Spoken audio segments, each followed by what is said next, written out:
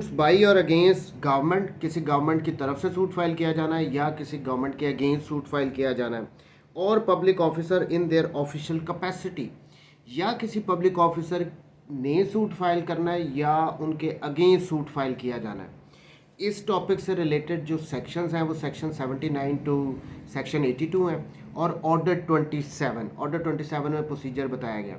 देखिए, private person के against जो एक सूट फाइल किया जाता है उसका प्रोसीजर, और एक गवर्नमेंट के अगेंस्ट आपने सूट फाइल करना है या गवर्नमेंट की तरफ से सूट फाइल किया जाना है, या किसी पब्लिक ऑफिसर के अगेंस्ट आपने एक सूट फाइल करना है या पब्लिक ऑफिसर की तरफ से एक सूट फाइल किया जाना है, इन प्रोसीजर्स में थोड़ा सा डिफरेंस होता है। सो उससे रिलेटेड ये हमारा आज का टॉपिक है। स्टार्ट करते हैं सेक्शन 79 से, suits by or against the government. अब ये गवर्नमेंट से रिलेटेड बता रहे हैं कि अगर इनके अगेंस्ट या इनकी तरफ से सूट फाइल किया जाना है, in a suit by or against the government the authority to be named as plaintiff or defendant as the case may be shall be. अब ये कह रहे हैं 79 में, सिंपल सी बात है कि अगर तो आपने किसी गवर्नमेंट की तरफ से या गवर्नमेंट के अगेंस्ट सूट फाइल करना है तो किस अथॉरिटी को आप एज प्लेंटिफ लिखेंगे या डिफेंडेंट लिखेंगे, ये बताया गया। अब इसमें कह रहे हैं a, in the case of a suit by or against the central government. अब सेंट्रल गवर्नमेंट मीन्स हमारे यहाँ फेडरल गवर्नमेंट है। सीपीसी में अमेंडमेंट हमारी तरफ से जितनी होती हैं वो आपको भी पता है। अब ये चेंज होना चाहिए, यहाँ पे फेडरल गवर्नमेंट आना चाहिए। सेंट्रल गवर्नमेंट इंडिया में वो हमारे यहाँ उसको फेडरल गवर्नमेंट कहते हैं, उनके यहाँ वो सेंट्रल गवर्नमेंट होता है। बहरहाल चल रहा है जी। In the case of a suit by or against the central government, अगर सेंट्रल गवर्नमेंट ने सूट फाइल करना है या ये फेडरल गवर्नमेंट के अगेंस्ट सूट फाइल करना है पाकिस्तान, तो वहाँ पे हम पाकिस्तान को पार्टी बनाएंगे। B, in case of a suit by or against the provincial government, अगर किसी प्रोविंशियल गवर्नमेंट के अगेंस्ट सूट फाइल करना है या उनकी तरफ से सूट फाइल करना है द प्रोविंस, तो उस सूबे को हम पार्टी बनाएंगे, जैसे सूबा पंजाब, सूबा सिंध, सूबा बलोचिस्तान। तो अगर आपने फेडरल गवर्नमेंट के अगेंस्ट सूट फाइल करना है तो प्लेंटिफ या डिफेंडेंट किसको बनाएंगे, पाकिस्तान को। और अगर आपने किसी सूबे के अगेंस्ट सूट फाइल करना है या सूबे ने फाइल करना है तो उस सूबे का नाम टाइटल में होगा एज प्लेंटिफ या डिफेंडेंट। ये सिंपल सी इसमें बात थी। सेक्शन 80 ये बहुत इंपॉर्टेंट है कि नोटिस दिया जाता है गवर्नमेंट को 2 महीने का। वो कैसे देखें, इसका subsection 180, a suit may be instituted against the government or against a public officer in respect of any act purporting to be done by such public officer in his official capacity. यहाँ पे कह रहे हैं कि एक suit file किया जा सकता है किसी भी गवर्नमेंट के अगेंस्ट या किसी पब्लिक ऑफिसर के अगेंस्ट जिसने अपनी ऑफिशियल कैपेसिटी में कोई काम किया हो, इनके अगेंस्ट आप सूट फाइल कर सकते हैं। After the expiration of 2 months next after notice in writing has been delivered to or left at the office. लेकिन ये आप सूट तो फाइल कर सकते हो, लेकिन 2 महीने के बाद, 2 महीने गुजरेंगे वो नोटिस डिलीवर होने के बाद, या वो जो पब्लिक ऑफिसर था, जो भी अथॉरिटी थी, उसके ऑफिस में वो नोटिस पहुंचने के 2 महीने के बाद आप सूट फाइल कर सकते हो। अब इसमें ये नोटिस क्यों देना ज़रूरी होता है, देखिए याद रख लें, गवर्नमेंट के अगेंस्ट सूट फाइल करना है, किसी पब्लिक ऑफिसर के अगेंस्ट सूट फाइल करना है, तो उनको नोटिस देते हैं कि भाई मेरा ये मसला है, आप इसको रिजॉल्व कर दो। फिर 60 डेज़ तक आप वेट करते हो कि हो सकता है कि वो जो भी आपकी प्रॉब्लम थी वो रिजॉल्व कर दी जाए उस गवर्नमेंट की तरफ से, उस पब्लिक ऑफिसर की तरफ से, तो आपको सूट फाइल करने की नौबत ही ना आए। लेकिन अगर वो 60 डेज़ गुजर गए हैं और आपका मसला अभी भी वहीं पे खड़ा है, वो नहीं हल हुआ, तो फिर आप ये सूट फाइल कर सकते हैं। सो क्लियर वर्ड्स में सेक्शन 80 में सूट फाइल करने से पहले 2 महीने पहले आपने एक नोटिस देना है, और वो अगर 2 महीने गुजर गए हैं और आपका मसला हल नहीं हुआ तो फिर आप सूट फाइल करते हैं। जब डिलीवर हो जाता है उसके बाद 60 डेज़ है। A, in the case of suit against central government secretary to that government, वो कह रहे हैं federal government, basically federal government के अगेंस्ट अगर आपने सूट फाइल करना है तो जो फेडरल गवर्नमेंट का सेक्रेटरी होगा उसको आपने नोटिस भेजना है। B, in case of a suit against the provincial government other than a suit relating to the affairs of railway, a secretary to that government or collector of the district, दूसरी बात कह रहे हैं, federal government के against suit file करना है तो secretary को कर दो आप। अगर आपने किसी सूबाई हुकूमत के अगेंस्ट सूट फाइल करना है तो उसके सेक्रेटरी को आप करोगे, या उस जिस ज़िले में आप करना चाह रहे हो उसके कलेक्टर को आप ये नोटिस भेजोगे।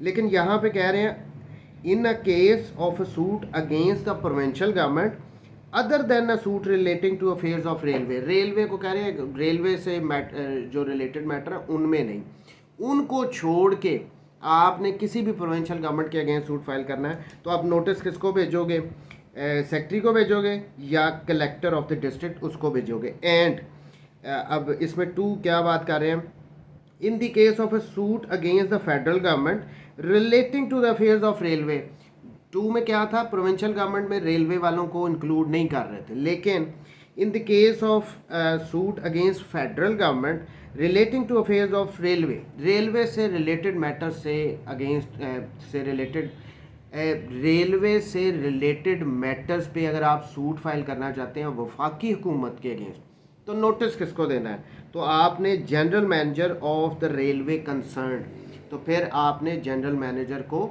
नोटिस भेजना है। क्लियर, यहाँ तक सम अप करूँ, वफाकी हुकूमत को या सूबाई हुकूमत को अगर आपने उनके या किसी पब्लिक ऑफिसर के अगेंस्ट आपने सूट फाइल करना है तो एक नोटिस देना पड़ेगा। नोटिस के 60 दिन के बाद आप सूट फाइल कर सकते हो। ये नोटिस देना किसको है, ये नोटिस आपने वफाकी हुकूमत के अगेंस्ट सूट फाइल करना है तो सेक्रेटरी को, अगर आपने रेलवे से रिलेटेड वफाकी हुकूमत के अगेंस्ट सूट फाइल करना है तो जनरल मैनेजर उस रेलवे के, और अगर सूबाई हुकूमत है तो आप सूबाई हुकूमत के प्रोविंशियल गवर्नमेंट के सेक्रेटरी को या फिर ज़िले के कलेक्टर को आप ये नोटिस देते हो। इसमें जो सेकंड बात यहाँ पे अटैच कर रहे हैं, and in case of public officer delivered to him or left at his office stating the cause of action, the name, description of place of residence of plaintiff and relief which he claims। अब ये यहाँ पे कह रहे हैं कि जो आपने नोटिस भेजना है पब्लिक ऑफिसर को, जो उसको डिलीवर किया गया, उसमें एक तो कॉज ऑफ एक्शन होनी चाहिए, भी क्या वजह है, क्यों आप ये नोटिस भेज रहे हो, क्या आप चाहते हो, फिर name and description of the plaintiff, वो किधर रहता है, ये सारा कुछ लिखा होगा। रिलीफ, जो ये प्लेंटिफ इस पब्लिक ऑफिसर के अगेंस्ट सूट फाइल करना चाहता है वो रिलीफ भी बताएगा, जी मैं आपसे चाहता क्या हूँ, तो नोटिस में ये सारी चीज़ें पब्लिक ऑफिसर के अगेंस्ट जब सूट फाइल करना है तो ये मेंशन करनी है। And the plaint shall contain a statement that such notice has been delivered or left, और बाकायदा जो ये प्लेंट हम फाइल करते हैं उसमें बाकायदा हम मेंशन करते हैं कि ये सेक्शन 80 का नोटिस दिया गया था, ये हमने लाजमी लिखना होता है। इस तरह ये सेक्शन 80 का नोटिस दिया जाता है ताकि 2 महीने के अंदर अंदर होपफुली वो मसला रिजॉल्व हो जाए, कंसर्न गवर्नमेंट कर दे या वो पब्लिक ऑफिसर कर दे, अगर वो नहीं करता तो फिर आप सूट फाइल करते हो, और इस नोटिस में ये सारी चीज़ें मेंशन की जाती हैं, और प्लेंट में भी इसका लिखा जाता है कि भाई हमने ये सेक्शन 80 की रिक्वायरमेंट कंपलसरी है, इसलिए हमने इसको प्लेंट में भी मेंशन करना होता है। Sub section 2, where any such suit is instituted without delivering or leaving such notice as aforesaid।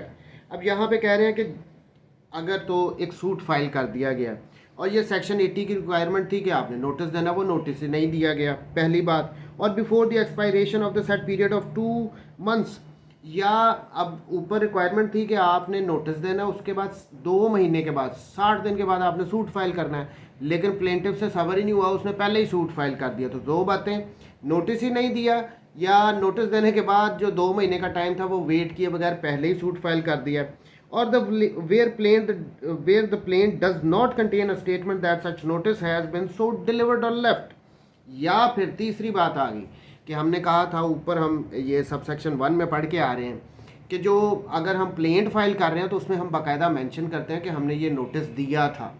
तीसरी बात वो ये कह रहे हैं कि नोटिस का ये प्लेंट में मेंशन ही नहीं किया कि भाई ये नोटिस इस किस्म का डिलीवर किया गया, तो सब सेक्शन 2 में 3 बातें, नोटिस ही नहीं दिया, 60 दिन का वेट नहीं किया, या प्लेंट में ये मेंशन ही नहीं किया हमने नोटिस दिया था, तो इस सूरत में क्या होगा, the plaintiff shall not be entitled to any cost.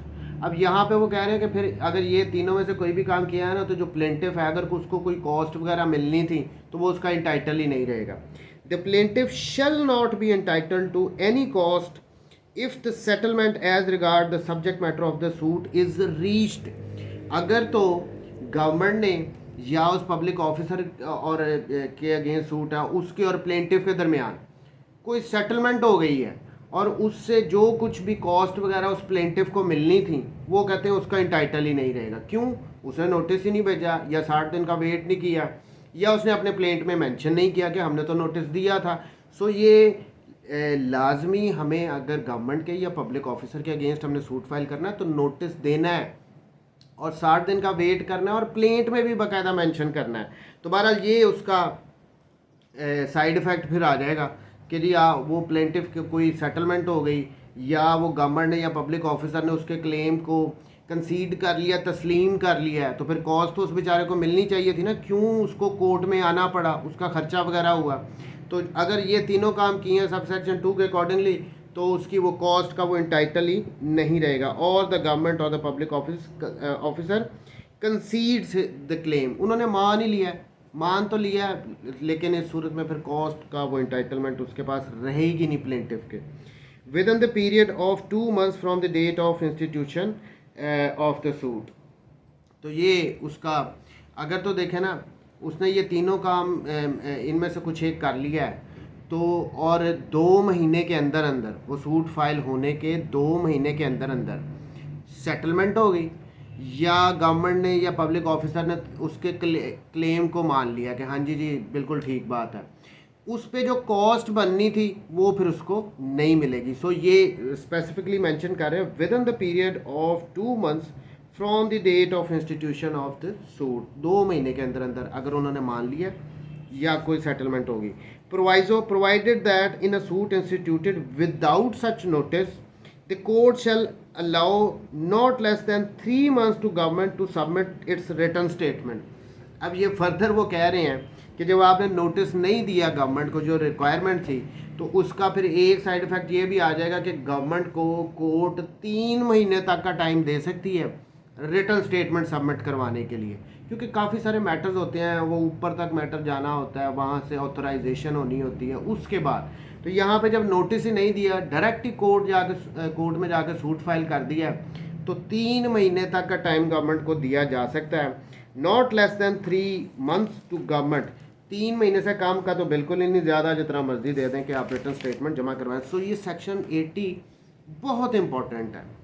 Main इसमें बात ये थी सूट फाइल करना है तो नोटिस देना है और नोटिस का फिर मेंशन भी हम प्लेंट में करते हैं। 81 एग्जाम्पशन फ्रॉम अरेस्ट और एंड पर्सनल अपीयरेंस, के ये अरेस्ट वगैरह नहीं किया जाएगा।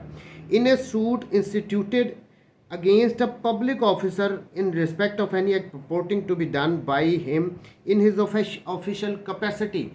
पब्लिक ऑफिसर ने कोई एक्ट एक ऐसा किया था जिससे कोई पर्सन अनहैप्पी है, उसने उसके अगेंस्ट सूट फाइल कर दिया है, ठीक है, वो ऑफिशियल कैपेसिटी में उसने किया था, उसकी प्राइवेटली उसका वो पब्लिक ऑफिसर अगर उसका प्राइवेटली किसी के साथ मैटर है वो बात नहीं कर रहे, ऑफिशियल कैपेसिटी में उसने कोई एक्ट किया है, किसी की कोई फॉर इंस्टेंस उसने कोई ऑर्डर दिया है कि नहीं जी ये आपका काम नहीं हो सकता, वो ऑफिशियल कैपेसिटी में वो कर रहा है।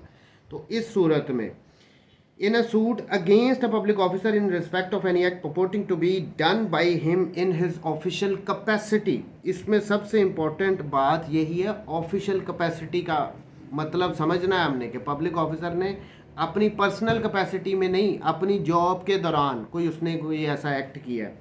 A the defendant shall not be liable to arrest nor his property to attachment.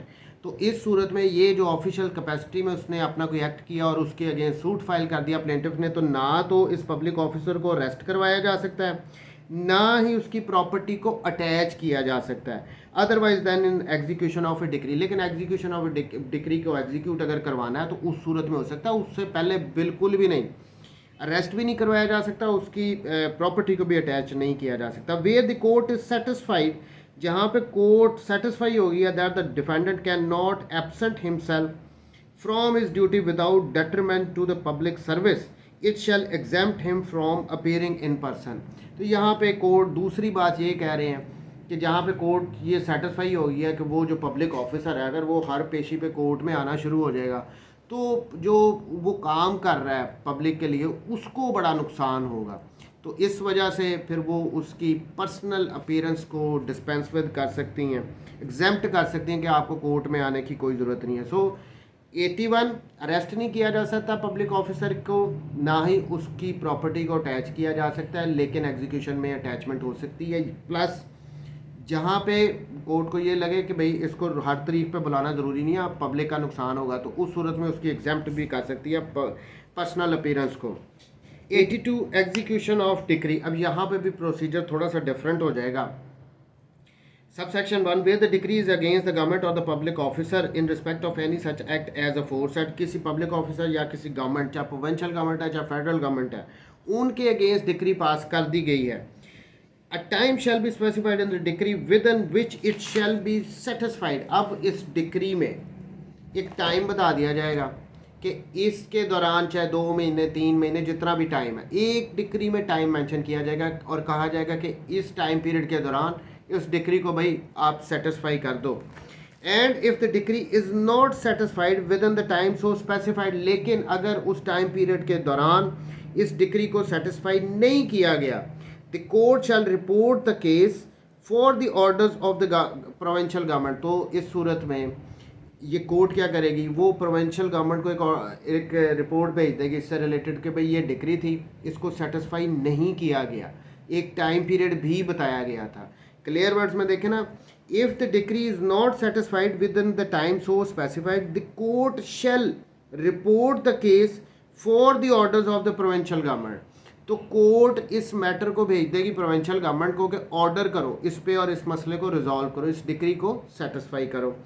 Subsection 2 execution shall not be issued on any such decree unless it remains unsatisfied for the period of 3 months computed from the date of such report।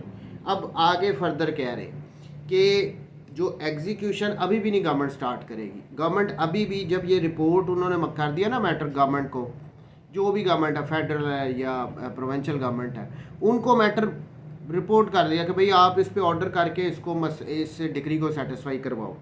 उसके बाद भी यहाँ पे government 3 महीने तक wait करेगी जब ये मैटर रिपोर्ट किया उस गवर्नमेंट को। उसके बाद 3 महीने में स्टिल अगर ये मैटर ये डिक्री सेटिस्फाई नहीं की गई तो फिर इस सूरत में ये कोर्ट अपनी एग्जीक्यूशन इसकी शुरू कर देगी। ये होता है इसका प्रोसीजर, थोड़ा सा डिफरेंट है। देखिए गवर्नमेंट के या पब्लिक ऑफिसर के अगेंस्ट डिक्री पास हो गई, उसमें टाइम लिखा जाएगा कि इस टाइम के अंदर आप इस डिक्री को सेटिस्फाई करो। अगर नहीं किया गया तो गवर्नमेंट उस मैटर को कंसर्न्ड गवर्नमेंट को भेज देगी कि आप इस पे ऑर्डर करके इसको सेटिस्फाई करवाओ।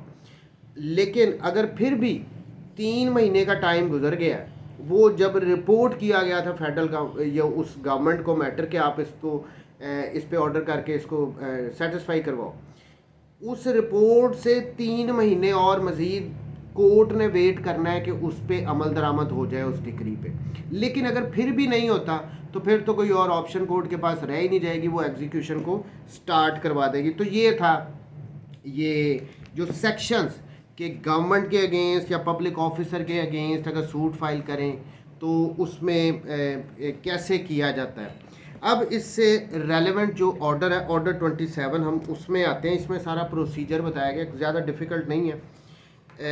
इसका ऑर्डर 27 इसका rule 1 suit by or against the government. In any suit by or against the government the plaint or written statement shall be signed by such person as the government may by general or special order appoint in this behalf. पहली बात आ गई, government की तरफ से suit file किया जाना है या गवर्नमेंट के अगेंस्ट सूट फाइल किया जाना है, तो उसमें जो भी प्लेंट है या रिटन स्टेटमेंट है वो गवर्नमेंट के जो भी ऑथोराइज्ड पर्सन है वो उसको साइन करेंगे। पहली बात, and shall be verified by any person whom the government may so appoint and who is acquainted with the facts of the case. पहली बात, जो स्पेशल ऑर्डर या जनरल ऑर्डर के थ्रू गवर्नमेंट ने जिस बंदे को अपॉइंट किया हुआ है वो उस प्लेंट या रिटर्न स्टेटमेंट को साइन करेगा। दूसरी बात, जो भी पर्सन ऑथराइज्ड है और जो उस केस के फैक्ट से एक्वेंटेड है, वाकिफ़ है, उसको पता है कि मसला क्या है, उसकी तरफ से वेरीफाई भी किया जाएगा। Rule 2 the persons authorised to act for government. persons being ex officio or otherwise authorized to act for the government in respect of any judicial proceeding shall be deemed to be the recognized agent. अब ये इसमें simple सी बात ये कह रहे हैं कि ऐसे पर्सन जो एक्स ऑफिशियो हैं उन्होंने गवर्नमेंट के बिहाफ पे अपीयर होना ही होना है, उनकी ऑफिस की ये डिमांड है। ऐसे पर्सन जो एक्स ऑफिशियो या किसी पर्सन को अगर स्पेसिफिकली को ये गवर्नमेंट जो है ऑथराइज कर रही है कि आप उनके बिहाफ में कोर्ट में अपीयर हों, तो उनको रिकग्नाइज्ड एजेंट माना जाएगा गवर्नमेंट का। Home appearance acts and applications under this code may be made or done on behalf of the government, जो गवर्नमेंट के बिहाफ पे एप्लीकेशंस वगैरह देंगे, अपीयर होंगे। देखें अब इसमें बेसिकली बता रहे हैं कि रिकग्नाइज्ड एजेंट्स कौन से होंगे गवर्नमेंट के, दोबारा इसको कंफ्यूज नहीं होना।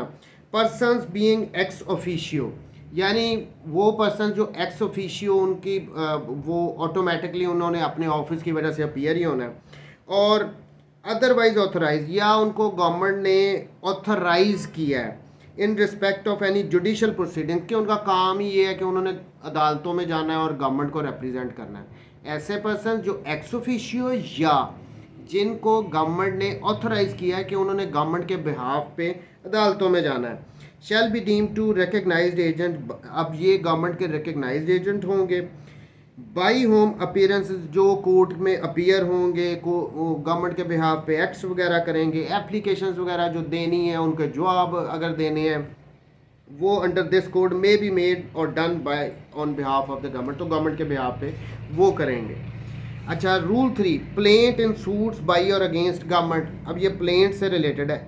इन suits by or against the government, instead of inserting the plaint the name and description and place of residence of the plaintiff or defendant, it shall be sufficient to insert a appropriate name as provided in section 79। अब ये यहाँ पे basically कह रहे हैं कि जब government की तरफ से सूट फाइल करना है, गवर्नमेंट के अगेंस्ट सूट फाइल करना है, तो वहाँ पे लंबे चौड़े अगर गवर्नमेंट प्लेंटिफ है तो उसमें जिस बंदे को बना रहे हो उसकी रेजिडेंस वगैरह ये लिखने की ज़रूरत नहीं है। वो कह रहे हैं 79 के अकॉर्डिंगली अगर आप उस कंसर्न गवर्नमेंट को बना रहे हो पार्टी, वो इनफ है। ज़रूरी नहीं कि वो उनके जो कंसर्न लोग हैं उनको भी आप उनके एड्रेस वगैरह भी उनके ऑफिस वगैरह के लिखते रहो, वो ज़रूरी नहीं है। देखें, इन suits by or against government की तरफ से फाइल करना प्लेंट या गवर्नमेंट के अगेंस्ट एक सूट फाइल हो गया। Instead of inserting in the plaint name and description and place of residence of plaintiff or defendant, भाई जितने भी अगर गवर्नमेंट की तरफ से वो सूट फाइल किया जा रहा तो वो जो भी उसके ऑफिसर्स वगैरह उनके नाम उनके एड्रेस वगैरह लिखे जाए, या गवर्नमेंट के अगेंस्ट सूट फाइल कर रहे हो तो इस सूरतों में लंबे चौड़े एड्रेस की ज़रूरत नहीं है। वो सिंपल कह रहे हैं इट शैल बी सफिशेंट, काफ़ी होगा to insert the appropriate name as provided in section 79। अब सेक्शन 79 में हमें क्या कहा था, गवर्नमेंट के फेडरल गवर्नमेंट के अगेंस्ट करना है तो पाकिस्तान को पार्टी बनाओगे, गवर्नमेंट ऑफ पाकिस्तान को। अगर आपने किसी सूबे को अगेंस्ट सूट फाइल करना तो उस सूबे को आप पार्टी बना लोगे। वो कह रहे हैं इतना ही इनफ है। सब rule 4, agent for government to receive process the government pleader, जो सरकारी वकील होते हैं इन एनी कोर्ट, किसी भी अदालत में, shall be agent of the government for the purpose of receiving processes against the government issued by the court. वो सिंपल सी बात कह रहे हैं 4 में, जो गवर्नमेंट प्लीडर होंगे जो अदालतों में गवर्नमेंट के बिहाफ पे अपीयर होते हैं, वो कह रहे हैं कि ये प्रोसेस रिसीव करने के लिए वो इनफ है। अगर उनको आपने सर्विस कर दी है तो इनफ है। ये देखें, shall be agent of the government, वो गवर्नमेंट के एजेंट हो गए for the purpose of receiving processes against the government issued by the court. तो गवर्नमेंट को अगेंस्ट वो यहाँ पे अब अखबार इश्तेहार थोड़ी देने हैं कि गवर्नमेंट के अगेंस्ट सूट फाइल कर दिया तो उसमें अखबार इश्तेहार चल रहे हैं, नहीं। वो कह रहे हैं जो गवर्नमेंट के प्लीडर्स हैं ना, जो अदालतों में हैं, उनको अगर रिसीव करवा रहे हो ना, इनाफ है, वो हो जाएगी, उसकी सर्विस मान ली जाएगी, हो जाएगी। 5, fixing a day for appearance on behalf of the government. यहाँ पे फिर ऑब्वियसली एक डेट फिक्स की जाएगी कि गवर्नमेंट अपीयर हो। The court in fixing a day for the government to answer to the plaint shall allow a reasonable time for necessary communication। अब यहाँ पे कह रहे हैं कि जब ये गवर्नमेंट के अगेंस्ट सूट फाइल हो गया तो प्लेंट का जवाब तो देना है ना, गवर्नमेंट ने रिटर्न स्टेटमेंट तो आना ही है। तो उसके लिए कह रहे हैं कि गवर्नमेंट को कम्युनिकेशन के लिए सफिशेंट टाइम दिया जाएगा with the government through the proper channel. अब ऑब्वियसली अब ये ऐसा तो नहीं होता कि गवर्नमेंट का प्लीडर वहाँ पे कोर्ट में है, उसको समन रिसीव करवाया, उसको कहा कि आप ना 1 हफ्ते के अंदर रिटर्न स्टेटमेंट जमा करवा दो। नहीं, वो ऊपर तक मैटर जाना है, गवर्नमेंट के जो भी ऑथराइज्ड पर्सन है वहाँ तक जाएगा प्लेंट का रिटर्न स्टेटमेंट, फिर वहाँ से वेटिंग वगैरह होगी, अगर कुछ बातें ऐड करनी है। सो ये इसमें थोड़ा टाइम टेकिंग प्रोफेसर ये मैटर होता है। इसमें कोई प्राइवेट पर्सन थोड़ा इन्वॉल्व है कि उसने अपना फ़ौरन उसी वक्त जाके वकील साहब को जवाब लिखवा देना। ये गवर्नमेंट लेवल पे मैटर्स जो होते हैं, अब ये यहाँ पे जो प्रोसेस वगैरह रिसीव करवा दिया गया है उस गवर्नमेंट प्लीडर को, उसने कंसर्न डिपार्टमेंट को बताना है, वहाँ पे फिर उसकी लीगल टीम जो भी है वो उसका जवाब तैयार करवाएगी, फिर वो ऑथोराइज होगा, वेट होगा, उसके बाद वो कोर्ट में सबमिट होता है। तो इसीलिए कह रहे हैं कि प्रॉपर टाइम जो है ना रीजनेबल गवर्नमेंट को देना है अपना जवाब तैयार करने के लिए। And for issue of instructions to the government pleader to appear and answer on behalf of the government and may extend time at its discretion। अब ये वही बातें आ गई हैं ना कि गवर्नमेंट को बाकायदा टाइम दिया जाएगा कि आपस में वो मुशावरत वगैरह कर लें, फिर वो गवर्नमेंट लीडर को ऑथराइज़ करें कि आप जवाब दो, या अगर मज़ीद टाइम चाहिए अभी हमें पूरा नहीं हुआ तो वो टाइम वगैरह कोर्ट देगी सफिशेंट उनको, और एक्सटेंड भी कर सकती है। 6 attendance of person able to answer question relating to a suit against government के अगेंस्ट अगर सूट फाइल किया गया तो जो पर्सन कौन होगा जो कोर्ट के सामने अपीयर होगा, जिसको फैक्ट्स वगैरह पता है। द कोर्ट में also in case in which government pleader is not accompanied by a person on part of the government who may be able to answer any material question relating to the suit direct the attendance of such person। अब ये कह रहे हैं कि अगर government के against एक suit file किया गया था, गवर्नमेंट प्लीडर अपीयर हो गया, लेकिन उसके साथ जो कंसर्न्ड बंदा था जिसको सारे फैक्ट्स का पता था, जो कोर्ट के जवाब वगैरह दे सकता है, अगर वो अपीयर नहीं हुआ जिस डेट के लिए ये सूट फिक्स किया जा रहा है, तो कोर्ट डायरेक्शन दे सकती है कि वो कंसर्न्ड पर्सन गवर्नमेंट का आके अपीयर हो और इन सवालों के जवाब दे। 7 extension of time to enable public officer to make reference to government. अब इसका ये थोड़ा सा इम्पोर्टेंट है section rule sub rule 1 where the defendant is a public officer. अगर कोई पब्लिक ऑफिसर है जिसके अगेंस्ट एक सूट फाइल कर दिया गया है, and on receiving the summons considers it proper to make a reference to the government before answering the plaint. Public officer के अगेंस्ट सूट फाइल कर दिया गया, लेकिन उसको ये लगता है कि मुझे इस मैटर को ना गवर्नमेंट को रेफ़र करना चाहिए कि मेरे अगेंस्ट ये सूट फाइल हो गया। He may apply to the court grant such extension of the time fixed in the summon as may be necessary to enable him to make such reference and receive orders thereon through the proper channel। अब यहाँ पे ये कह रहे हैं कि जब भी गवर्नमेंट ऑफिसर के अगेंस्ट सूट फाइल कर दिया है तो उसको ये लगता है कि मुझे अपनी कंसर्न गवर्नमेंट को बताना चाहिए, तो उसके लिए वो अगर चाहे तो कोर्ट को एप्लीकेशन दे सकता है कि जी टाइम थोड़ा एक्सटेंड कर दें, मैंने ये मैटर गवर्नमेंट के पास लेके जाना है और उनके ऑर्डर्स के अकॉर्डिंगली हम इस सूट को आगे लेके चलेंगे। तो वो कह रहे हैं कि ये एप्लीकेशन दे सकता है। सब rule 2 upon such application the court shall extend the time for so long as appears to be necessary. तो ऑब्वियसली गवर्नमेंट टाइम देगी उसको कि आप कर लें रिपोर्ट मैटर, इस मैटर को रिपोर्ट कर लें आप गवर्नमेंट को। 8 procedure in suits against public officer. अब इसमें दो बातें आएंगी बड़ी important. Sub rule 1 where the government undertakes to defence a suit against a public officer. अब ये पहले में क्या था 7 में कि अगर उसके अगेंस्ट सूट फाइल हो गया पब्लिक ऑफिसर के लिए तो वो टाइम ले सकता है कि जी मैं मैटर को ज़रा गवर्नमेंट को इन्वॉल्व कर लूँ, उनसे मैं पूछ लूँ वो क्या कहते हैं। यहाँ पे आगे ये उसी को आगे फर्दर लेके जा रहे हैं। अगर तो गवर्नमेंट ये कहती है कि जी हम इस पब्लिक ऑफिसर के बिहाफ पे इसको डिफेंड करेंगे, where the government undertakes, government ने अंडरटेकिंग दे दिया कि जी हमने इस पब्लिक ऑफिसर के अगेंस्ट जो सूट फाइल हुआ है उसको डिफेंड करना है। The government pleader upon being furnished with authority to appear and answer the plaint shall apply to the court, and upon such application the court shall cause a notice of his authority to be entered in the register of civil suit। अब यहाँ पे क्या हुआ कि वो government leader फिर appear हो रहा है और वो कह रहा है कि जी हम अंडरटेकिंग दे रहे हैं हम इस सूट को पब्लिक ऑफिसर के अगेंस्ट डिफेंड करेंगे, उनकी अंडरटेकिंग है। वो कह रहे हैं इसको सारी ये जो जा रहा है, ये जो अप्लाई कर रहा है गवर्नमेंट प्लीडर, उसको बाकायदा रजिस्टर किया जाएगा, सिविल सूट का जो रजिस्टर होता है। देखें, where the government undertakes to defence a suit against a public officer, the government pleader फिर अपीयर होगा upon being furnished with the authority to appear. देखिए, अब ऐसे तो नहीं ना, पब्लिक ऑफिसर को अगर गवर्नमेंट डिफेंड कर रही है तो गवर्नमेंट अपने गवर्नमेंट प्लीडर को ऑथोराइज करेगी कि जाओ और जाके सूट में आप अपीयर हो, उसको अथॉरिटी लेटर देगी एंड आंसर द प्लेन, फिर वो प्लेन को आंसर का shall apply to the court, वो गवर्नमेंट प्लीडर कोर्ट को अप्लाई एप्लीकेशन देगा and upon such application the court shall cause a note, इसका वो नोट कि इस पब्लिक ऑफिसर को गवर्नमेंट ने डिफेंड करना है, इसका एक बाकायदा नोट वो जो रजिस्टर होगा सिविल सूट वाला, उसमें कोर्ट उसको एंटर कर देगी। सब सेक्शन 2 सब rule 2, where no application under sub rule 1 is made by the government pleader on or before the day fixed in the notice for the defendant to appear and answer। देखें, दूसरी बात ये आ गई कि government अगर उसको defend नहीं करने लगी पब्लिक ऑफिसर को, कि वो गवर्नमेंट कहती है आपका काम है, आप खुद ही जानो, हम नहीं अपीयर हो रहे। अगर तो गवर्नमेंट उसको अपीयर करेगी तो गवर्नमेंट का प्लीडर सरकारी वकील आएगा कोर्ट में, आके जवाब दावा वगैरह देगा, अपना ऑथराइजेशन लेटर देगा। लेकिन दूसरी सूरत ये है कि अगर गवर्नमेंट कहती है नहीं, हम नहीं भाई अपीयर आपके बिहाफ पे हो रहे, हम आपको डिफेंड नहीं करेंगे, where no application under sub rule 1, अगर वो गवर्नमेंट प्लीडर अपीयर नहीं हुआ, उसने अप्लाई नहीं किया कोर्ट को कि जी हमने डिफेंड करना है, by on the case shall proceed as in a suit between private parties. तो यहाँ पे जब गवर्नमेंट डिफेंड नहीं कर रही उस पब्लिक ऑफिसर को, तो ये सूट ऐसे ही चलेगा जैसे दो प्राइवेट पार्टीज़ के दरमियान एक सूट होता है।